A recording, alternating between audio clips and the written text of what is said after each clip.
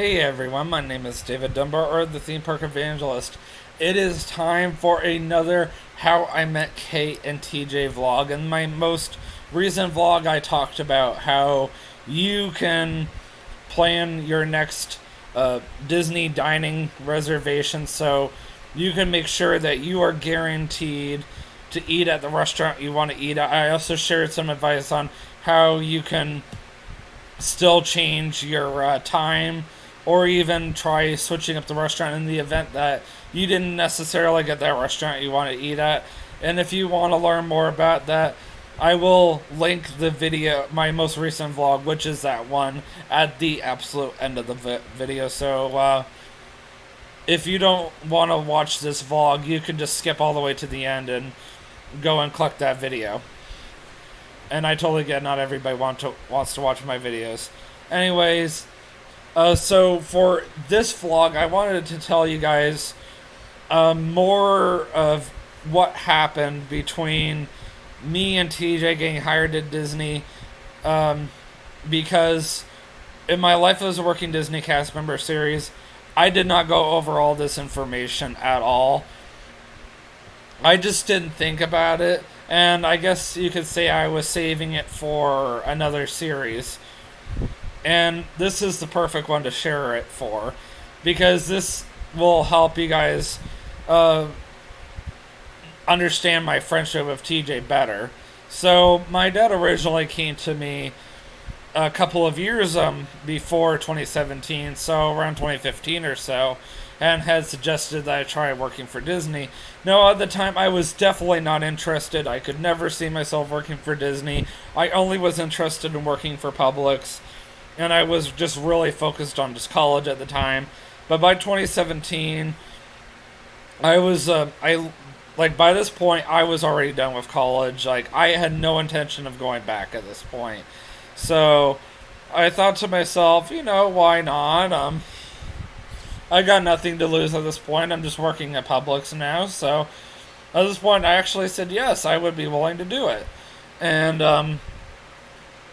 I applied for a job, and I got an email, saying I need to do this whole online web-based interview. So I did the whole thing, and they said that they wanted me to come in for an interview. So I was like, well, this is wonderful. So I set up a date to go down there for an interview, and then TJ found out because I told him. I was like, hey, I got an interview with Disney, and TJ said to me, well, I want to work for Disney too. And I had him apply for a job, and I said I would be willing to do the web-based interview for him. So he came over to my place one day when I was living in Central Florida in Lake Wales, and he had the web-based interview, and he just kind of watched me, and I did the whole web-based interview for him. I had him answer the questions, and I just kind of answered them for him. I kind of walked him through it. So it wasn't necessarily me doing it. I was just kind of guiding him through it.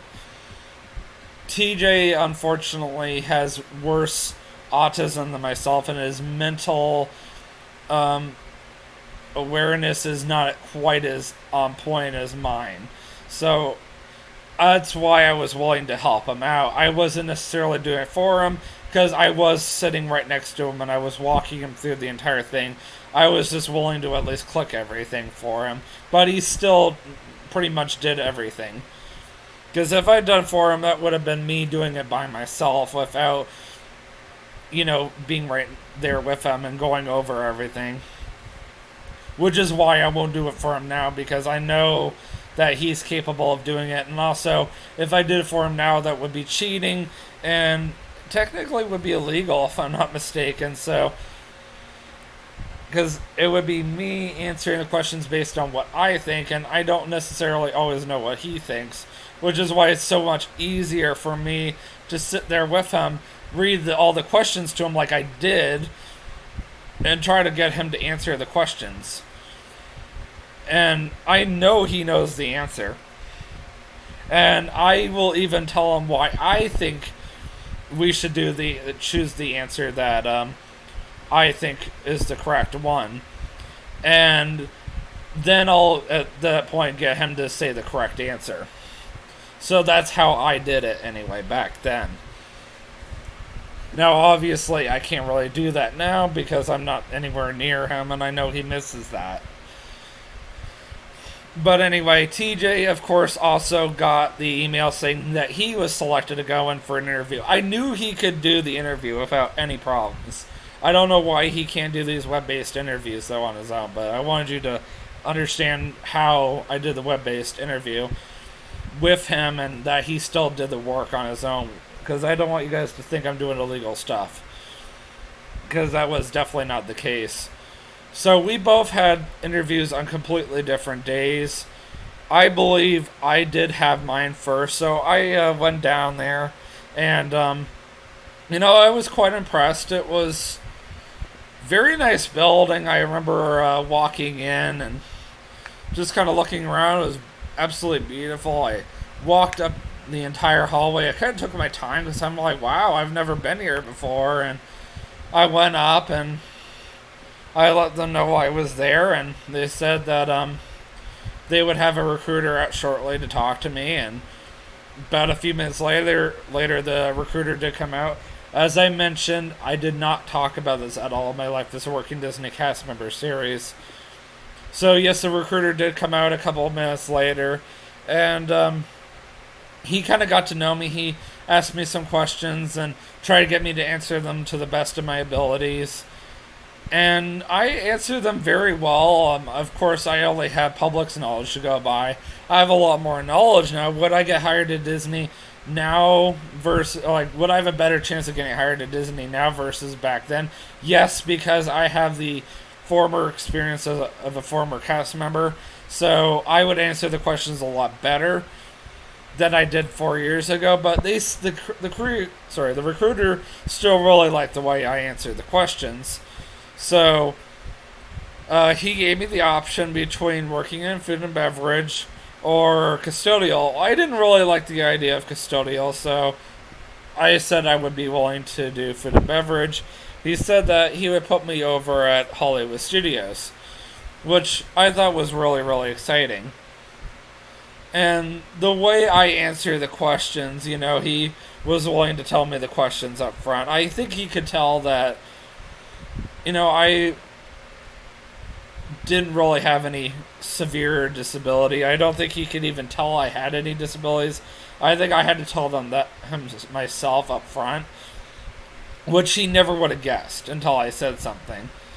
So he said, yeah, I definitely want to make sure I put you in something that you're good at. I even asked him right away, do you have anything in attractions open? He said no. And at that time, he did not. And, it's okay. It is what it is. I said, all right, well, it's a start. I'll be willing to do it. And I figured to myself, I'll just try transferring as soon as I possibly can. So, that's kind of like how I got hired at Disney anyway. TJ, of course, had his hiring a completely different day. And, TJ, of course, definitely made it obvious that he had disabilities. And yes, I did get the job on the spot, as I said, because I did say I would be in food and beverage, and I would be at Hollywood Studios. But yeah, the guy definitely did not make it as obvious where TJ was going to be going at first, but definitely hinted towards him that he was going to really like it. And the guy also put TJ in food and beverage right away. I don't think the guy was 100% sure that TJ would be able to handle anything but food and beverage. And he hired TJ as a steward, which meant he was going to be a dishwasher, because I guess that's all he thought TJ was capable of. But at the time, TJ just didn't really care. TJ was so happy to be working for Disney, and we both went over and celebrated over Disney Springs. I actually did a vlog about it. That I was just so excited that both of us got hired at Disney. We both got paperwork. And one thing I did tell the recruiter that I did not mention, because the recruiter was trying to get me to start pretty much exactly at the same time TJ was. And I said to the recruiter, well, I do have one little problem because we got hired in late May.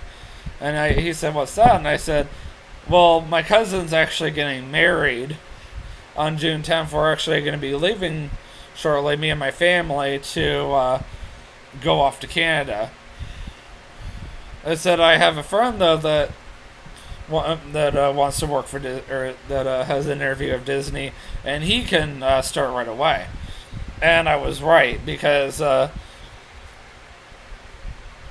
TJ, of course, ended up going through the whole entire hiring process like almost immediately. And the funny thing is, he teased me about it, and I said to TJ so many times, you know exactly why I started after you did by a whole week, because of the fact that I had to go to that wedding. And said that was completely unavoidable. I mean, come on, TJ had a family reunion up in Connecticut while we were first, learning about each other.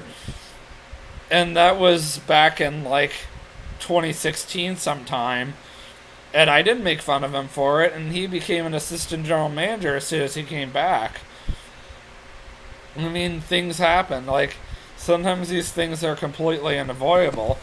So, the recruiter completely understood and said the wedding was not going to jeopardize my job or anything. And he said that he would be willing to schedule everything after the wedding. And I said, perfect, I would be willing to do that. So, I pretty much ended up going to Canada right after that. And, the wedding went really, really well. Loved the wedding. It was the first wedding I attended in years, and I thoroughly enjoyed everything about it. I think I danced too much because the next I was so sore. I think everybody was. And we were way too late. And I came back shortly after the wedding. I actually came back earlier than my own family did, because of the fact that I had to go back to work. But I still got to go see Toronto, which was the very first time I ever officially vlogged in Canada, besides vlogging around St. Catharines, which is where we stayed for that trip. But I'll tell you right now, that was the very first time I had ever officially stayed in St. Catharines. We tend to jump all over Ontario whenever we go to Canada. So if you were to ask me, so David, where do you stay when you go to Canada? I could never tell you, because we are all over Ontario. And Ontario is massive, and it's also highly populated. We have family all over Canada. We have family all over Ontario. I have family out in Alberta and British Columbia. And for me to tell you exactly where everybody is would be almost impossible. Like, as it was, I had to use a GPS 2 years ago, almost 2 years ago, just to be able to find my aunt and uncle in the Hamilton area. And even Hamilton area is pretty massive in its own. So, yeah, I mean, that says a lot right there. And I still have family there, or I still have more family than that. Like, that's just part of my family right there. And it's going to get more complicated than that, because I now have 2 cousins that are getting ready to move over by the falls. It's like, great, now I'm family even more widespread than that now.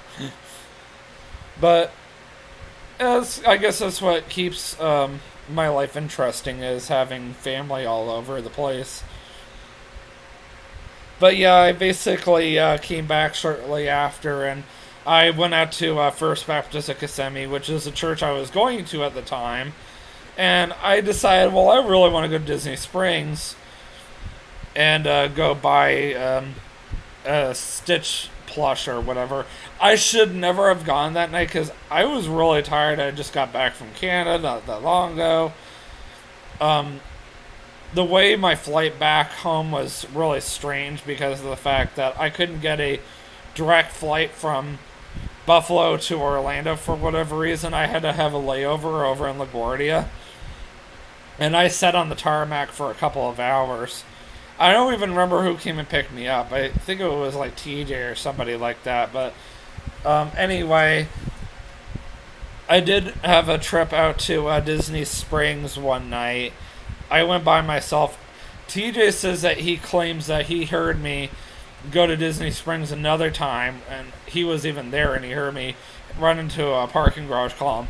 I don't remember that time, but I do know this for a fact that the night that I went and bought that Stitch plush, that I did accidentally drive forward into the parking garage column, but TJ was not there. I went by myself. In fact, I actually showed TJ while my parents were still away that had that happen. I tried using TJ to block the front of my car when my parents did eventually come back, so they wouldn't even see that I had a dent in the front of my car. I mean, come on, it was my car, and I was still embarrassed to have my parents see it when they got back home. And when they did come back home, I think I had already at that point gone off to the roughly the same area where I had already gone the first time. And I think it was actually the same building, the Disney Casting Center. And that time I went and did my paperwork. I got my fingerprints taken. I got my picture taken for my Blue ID that day. And then that was pretty much it. Everything took about an hour or two. And I had to go to Disney University the very next week. So, of course, the 27th came along of June. And I have been back for a little while now. I've had this dent in front of my car for a couple of weeks now. At this point now, it's been 4 years. Over 4 years, and I still have not fixed it. And you want to know how much that dent actually, or how much that dent actually would cost me to fix? A couple $100. But every single mechanic I've ever taken it to, except for one, has quoted me over $1,000. I met a Christian mechanic in Union, Kentucky, which is a suburb of Florence. Quoted me a couple of $100. And he also lives just down the street from my close friend Alan. And I think that's just downright hilarious. Not only the fact that I know a Christian friend that's, or a Christian mechanic just down the street from my college pastor / close friend, but also the fact that a Christian would be willing to only charge me a couple of $100. And that's just for the parts. The labor is why all these mechanics were charging me an arm and a leg. This Christian mechanic does the whole labor thing for free, because that's just his passion in life. That's his whole job, is just repairing everybody's cars. And if I could come up with a couple $100, like just loose dollars, that I have no purpose for, I'll take it to him and I'll have him fix it. And then I'll never have to worry about looking that ugly dent ever again. But I don't have a couple $100 just sitting around either. Especially when I have this massive credit card debt on me. And, I have no one to blame but myself for that one. And I just had to think to myself, well, you know what, David, if you can ever pay off your credit card fully, then maybe you won't need a credit card as much in the future, because of the fact that I make enough from my job to not really need a credit card. But right now, I'm still out of work until next week at least. Praying and hoping to go back on Tuesday, of course. So, yeah, you might ask, so what kind of happened for your orientation? So, Traditions, of course, was held at Disney University. They clocked us in that day, and we went through the whole thing. I actually did a whole YouTube video on that, and I had to come back another day to clock myself in and do more training. I think I've mentioned this in my Life as a Working Disney Cast Member series, because TJ drove me out there, and we had to stop at Dunkin' Donuts in Davenport. And we had to go inside on top of that when TJ knew I had to be at work at 8 in the morning. But yet TJ was like, oh, we got time. And of course I end up being like 2 minutes late. And of course the trainers are not going to care, because nobody is ever on time when they first start the company. So they usually will give everybody 15 minutes to get to work.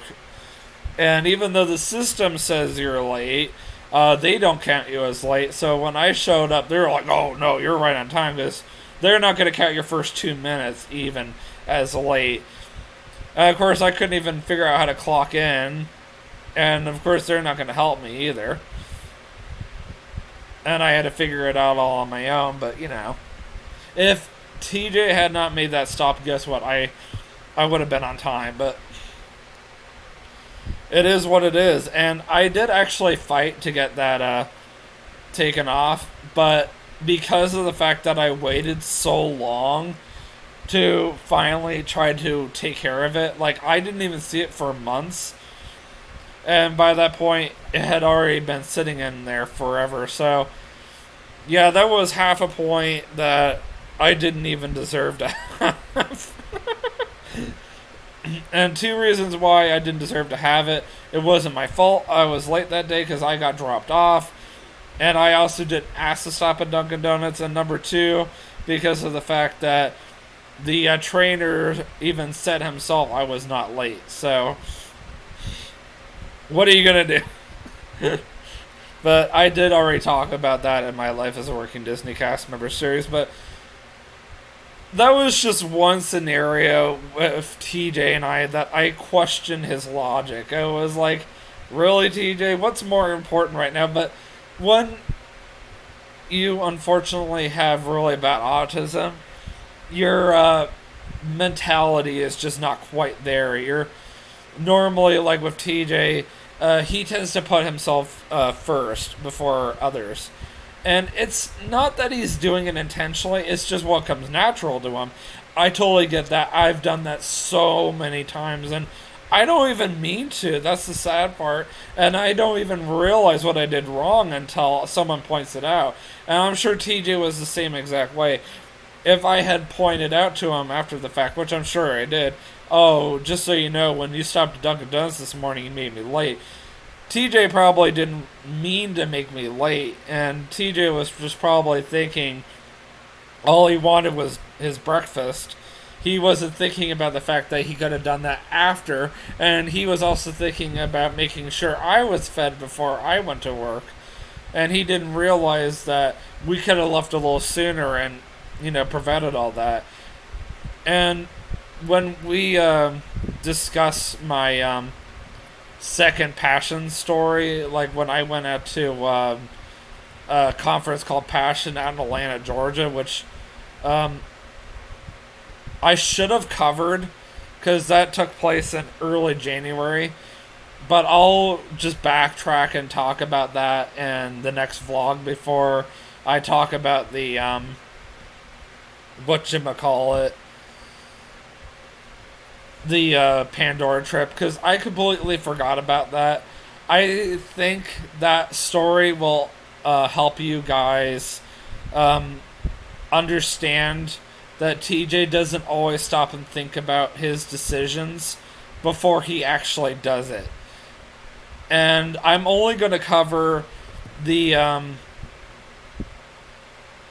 whole fact that TJ had agreed to picking me up and taking me all the way out to Kissimmee and possibly stopping for breakfast on the way, and everything that led up to the drive out to Kissimmee, and